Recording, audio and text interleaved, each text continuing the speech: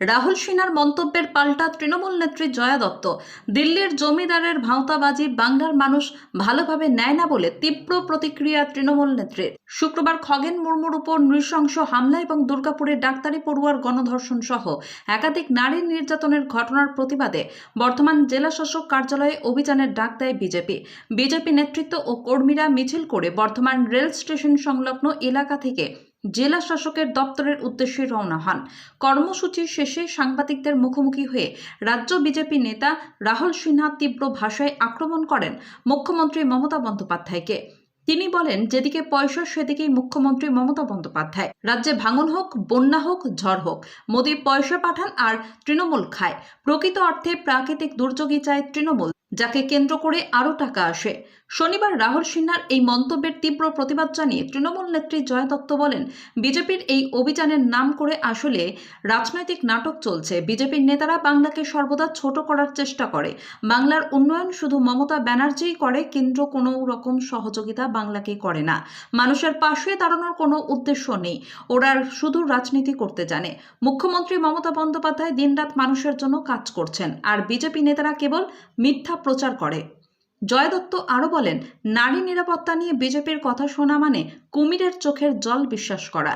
বিজেপির জেলাশাসক কার্যালয় অভিযান ঘিরে ফের তৃণমূল বিজেপির বাকযুদ্ধে উত্তপ্ত হল বর্ধমান। একদিকে রাহুল সিনহার মুখ্যমন্ত্রীর বিরুদ্ধে দুর্নীতির অভিযোগ, অন্যদিকে জয়া দত্তের পাল্টা মানুষের পাশে না থেকে বিজেপি শুধু নাটক করছে। প্রথম কথা হচ্ছে, তৃণমূল কংগ্রেস যে একটা গরু পাচারকারী পার্টি, সেটা ওরা নিজেরাই বলে যাচ্ছে। কে করেছে কি না করেছে আমরা জানি না, আমরা তো আর তৃণমূলে ছিলাম না।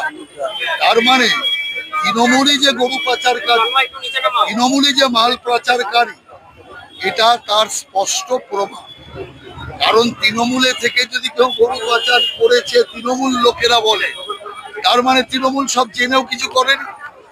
কেন করবে? কারণ গরু পাচার, মানুষ পাচার এবং অর্থ পাচার, স্মাগেলের জিনিসপত্র পাচার, নেশার দ্রব্য পাচার, এটাই তো তৃণমূলের মূল ব্যবসা। হ্যাঁ, মুখ্যমন্ত্রী তো শুধু পয়সা যেদিকে মুখ্যমন্ত্রী সেদিকে।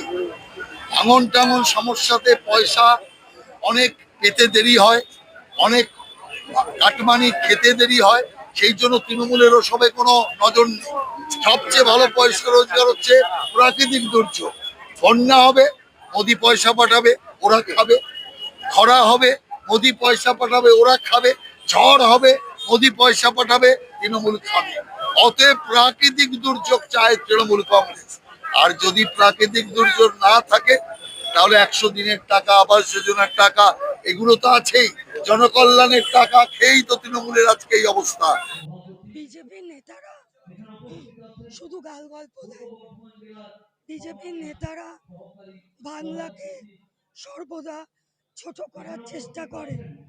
বাংলার উন্নয়ন মমতা ব্যানার্জি করেন, কেন্দ্র কোনো রকম সহযোগিতা বাংলাকে করে না।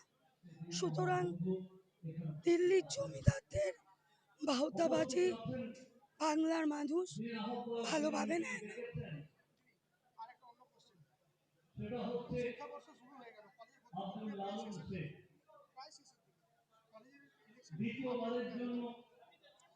সেটা পুরোটা আমরা চেষ্টা করছি, একটা প্রসেসিং এর মধ্যে আছে।